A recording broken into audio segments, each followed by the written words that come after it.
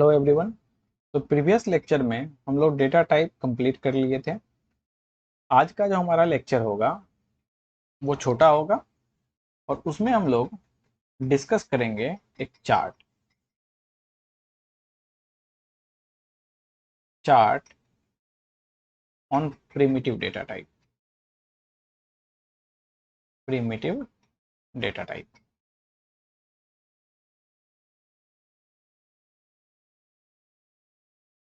हम लोगों ने सारे प्रिमिटिव डेटा टाइप का बारी बारी से अच्छे से ऑपरेशन किया। अब हम लोग क्या कर रहे हैं, एक चार्ट बना रहे हैं जिसके अंदर ऐसा समझो ना कि हम लोग सारे को समराइज कर रहे हैं, सारे डेटा टाइप को। तो मैं क्या कर रहा हूं, मैं यहाँ पे सबसे पहले एक बॉक्स बनाता हूं जिसके अंदर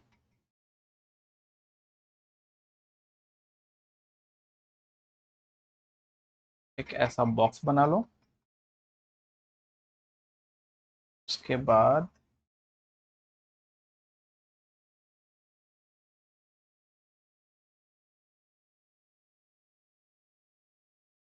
देखो, हमने बॉक्स बना लिया। अब मुझे क्या करने हैं, इसके अंदर लिखने हैं डेटा टाइप।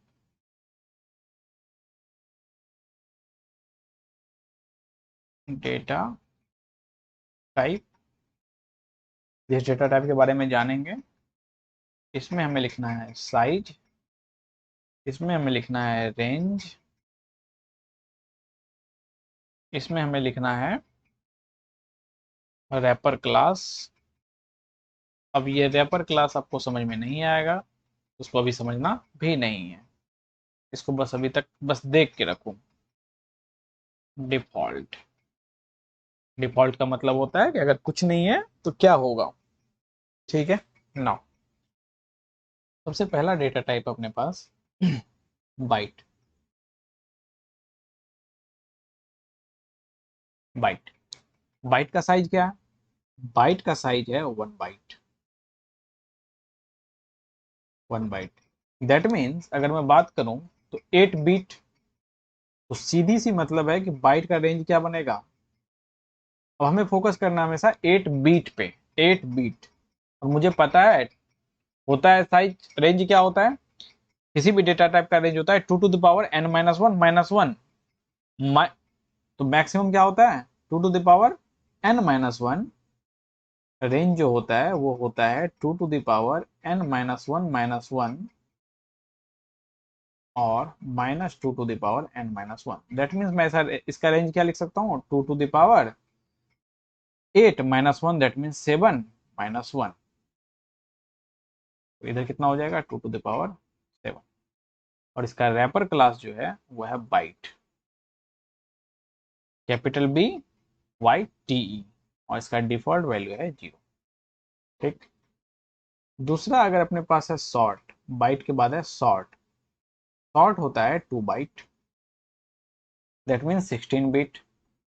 तो शॉर्ट का अगर मैं रेंज लिखूं तो ये इस तरह से हो जाएगा 2 to the power 16 - 1, that means 15 -1, और ये हो जाएगा -2 to the power 15, और ये हो जाएगा शॉर्ट, और इसके वैल्यू बनेंगे 0। नाउ बाइट शॉर्ट, इसके बाद क्या होगा, इसके बाद हमने पढ़ा था int data type. Int data type अपने 4 बाइट के होते हैं, दैट मीन्स 32 बिट।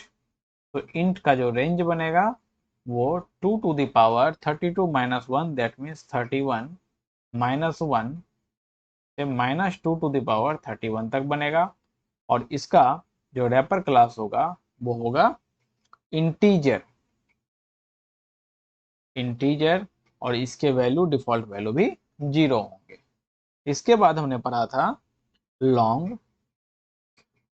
लॉन्ग का जो साइज होता है वो होता है 8 बाइट। अगर 8 बाइट साइज होता है दैट मीन्स मैं क्या कर सकता हूँ, इसका साइज, इसका रेंज लिख सकता हूँ लॉन्ग का। लॉन्ग का अगर मैं रेंज लिखना चाह रहा हूँ तो क्या हो जाएगा 8864, that means 2 to the power 63 -1 और -2 to the power 63, और अगर मैं इसे लिखता हूं तो इसका रैपर क्लास हो जाएगा लॉन्ग, और इसके वैल्यू भी होंगे 0। नाउ लॉन्ग के बाद अगर मैं बात करूं फ्लोट, तो फ्लोट कितने साइज का होता है? 4 बाइट का, 4 बाइट का साइज होता है।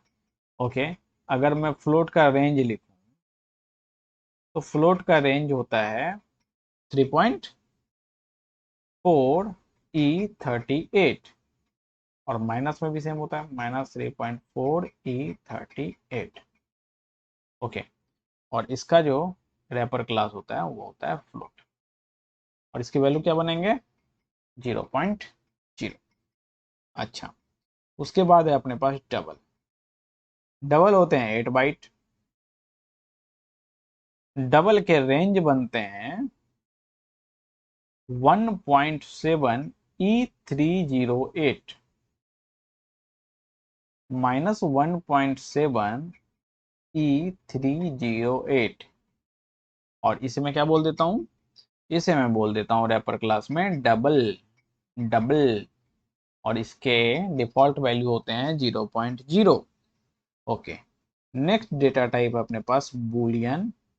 इसके साइज नोट डिफाइन, इसके size not define, range not define, हाँ, रेंज नोट डिफाइन, और wrapper class, yes wrapper class तो डिफाइन है। कौन सा रैपर क्लास है? बुलियन, और इसके डिफॉल्ट वैल्यू होते हैं फॉल्स। ओके, नेक्स्ट अपने पास है कैर। कैर कितने size? 2 byte. 2 byte that means 16 bit, but this is unsigned, this is unsigned data type, then it should be minimum 0 and maximum 2 to the power 16, क्योंकि एक bit, एक block इसका size के लिए allot नहीं होगा। Okay, और इसके लिए जो अपना रेपर क्लास है वो है कैरेक्टर, और इसका वैल्यू होता है 0, और ये रिप्रेजेंट करता है एक स्पेस को, represent a space character, a space character। यहां तक बात समझ में आई? अब जो मैं समझाने जा रहा हूं वो बहुत ही ज्यादा इंपॉर्टेंट है, बहुत ज्यादा इंपॉर्टेंट मतलब मोस्ट इंपॉर्टेंट है। हर एक पॉइंट पे आपको उसका यूज आएगा। किसी भी प्रोग्राम लिखो, कोई भी प्रोग्राम लिखो, जावा के कोई भी टॉपिक पढ़ो, वो आपको यूज आना ही है। ठीक है, ओके। वो है एक सिंपल सा एक चार्ट। वो कौन सा चार्ट है तो मैं बताता हूँ। एक पिक्टोरियल डायग्राम कह सकते हो उसको। उसको मैं ऐसे लिखता हूँ, इंट बाइट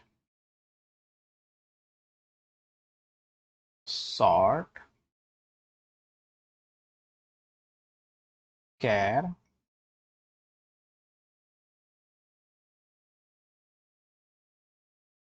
लॉन्ग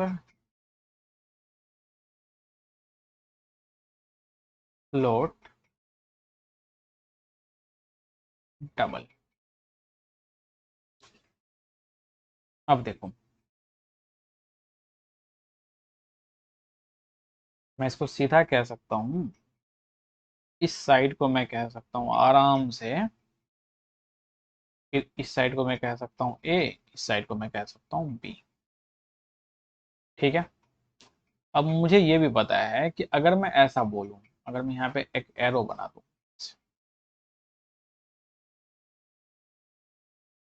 अगर मैं इसे एरो बना दूं,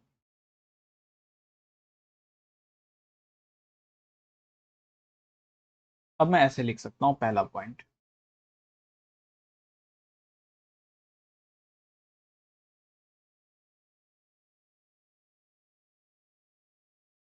if we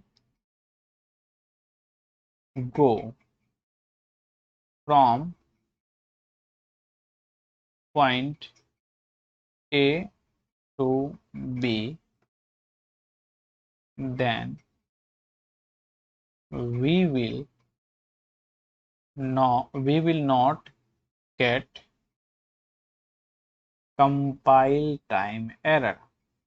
Compile time error other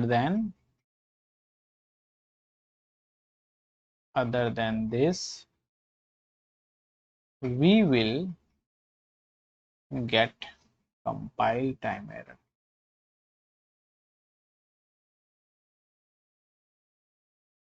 time error, सीधी सी बात है। अगर आप एरो के साथ चलते हो तो सीधी सी बात है, आपको कंपाइल टाइम एरर नहीं देखने को मिलेगा। अगर आप एरो के अपोजिट जाओगे तो आपको कंपाइल टाइम एरर देखने को मिलेगा। अब इसका क्या मतलब है? इसका सीधा मतलब है क्या, तो मैं बाइट को तो शॉर्ट में डाल सकता हूं, मैं बाइट को शॉर्ट में डाल सकता हूं, ये पॉसिबल है, बट मैं शॉर्ट को बाइट में नहीं डाल सकता हूं, ये पॉसिबल नहीं है, क्योंकि मैं एरो के अपोजिट में जा रहा हूं। अगर मैं सिंपल ऐसे बात करूं, मैं बोल रहा हूं बाइट को शॉर्ट में डालना, बाइट को शॉर्ट में डालना, दैट मीन्स अगर मैं ऐसे बात करूं, byte b is equal to, let us suppose करो 10, short s is equal to, let us suppose करो 20, शॉर्ट s, सपोर्ट करो, short s is equal to 20। Okay, मैं एक काम करता हूँ ना, मैं 20 नहीं लिखता हूँ यहाँ, इसको मैं यहाँ एरेज करता हूँ और मैं इसको b बोल देता हूँ। अब इसका मतलब क्या है, इस सेंटेंस का क्या मतलब है, इसका सिंपल सा मतलब है कि आपने बाइट को शॉर्ट में डाला, आपने बाइट को शॉर्ट में डाला, इसको आप शॉर्ट में डालना चाह रहे हो। असाइनमेंट, ये इसको हम लोग असाइनमेंट ऑपरेटर कहते हैं, ठीक है। असाइन कर रहा हूं मैं किसको, बाइट को शॉर्ट में कर रहा हूं, ये जा रहा है बाइट टू शॉर्ट। अब मुझे ये बताओ वैलिड है कि नहीं? हाँ, बाइट टू शॉर्ट वैलिड है। दैट मीन्स अगर आप यहाँ पे प्रिंट कराना चाहते हो एस को, तो ये कंपाइल टाइम एरर नहीं देना चाहिए, ठीक है, ये रन हो जाना चाहिए। चेक करता हूँ मैं जरा सा, मैंने क्या करा, मैं एक बाइट लिया था, बाइट b इक्वल टू 10 लिया था, देन मैंने क्या करा, short, short s is equal to, मैंने b को असाइन किया था, ठीक। अब मैं क्या कर रहा हूँ, s को प्रिंट कराना चाह रहा हूँ, देखता हूँ प्रिंट होता है कि नहीं।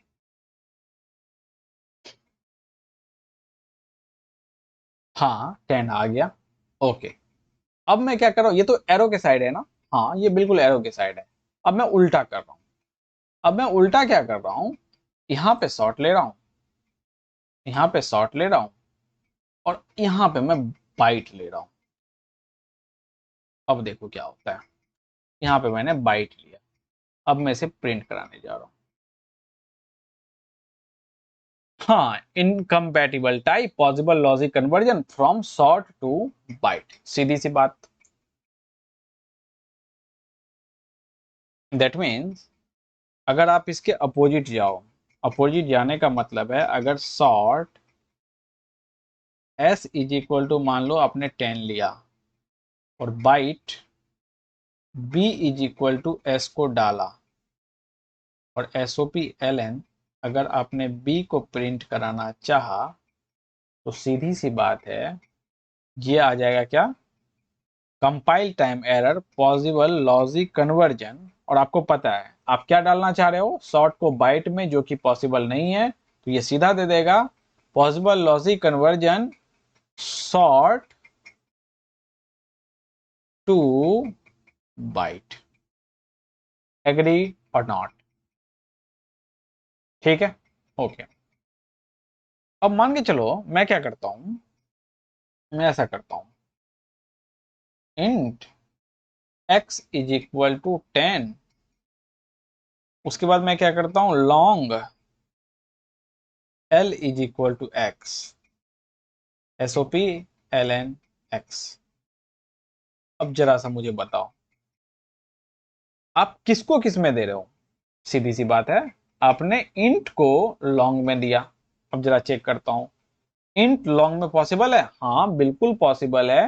देन सीधी सी बात है, यहाँ पे आउटपुट आएगा, और आउटपुट क्या आ जाएगा? यहाँ पे आउटपुट आ जाएगा 10। बट अगर मैं इसको उल्टा करूं, थोड़ा सा अपोजिट करूं, जैसे कि मैं long l is equal to 10 ले लूं, int x is equal to l ले लूं, और SOP ln x को प्रिंट कराना चाहूं, देन क्या होगा भाई? हाँ, ये कंपाइल टाइम एरर दे देगा। वो कौन सा एरर देगा? Possible logic conversion. आप क्या करा रहे हो? लॉन्ग को इंट में डाल रहे हो, तो long to int, long to int. ठीक, तो ये सारे जित इस ना, ये कॉन्सेप्ट जो है, ये कॉन्सेप्ट, ये क्वेश्चन, ये कॉन्सेप्ट है ना, बहुत सारे एमसीक्यूज बनते हैं, बहुत ही ज्यादा। ठीक है, तो इस कॉन्सेप्ट को आप अच्छे से ध्यान रख सकते हो, इस पे एक दो एग्जाम्पल कर सकते हो। अगर कोई भी प्रॉब्लम हुआ, कोई एग्जाम्पल फंसा, तो आप आराम से कमेंट कर सकते हो, और उसके बाद मुझसे डायरेक्ट पूछ सकते हो मेरे इंस्टाग्राम आईडी पे। ठीक है, चलो तो फिर मैं डेटा टाइप को कंप्लीटली खत्म करता हूं। अब हमें डेटा टाइप में कुछ नहीं पढ़ना, अपना डेटा टाइप कंप्लीटली खत्म है। ठीक है, थैंक यू। अब नेक्स्ट टॉपिक हम लोग पढ़ेंगे लिटरल्स।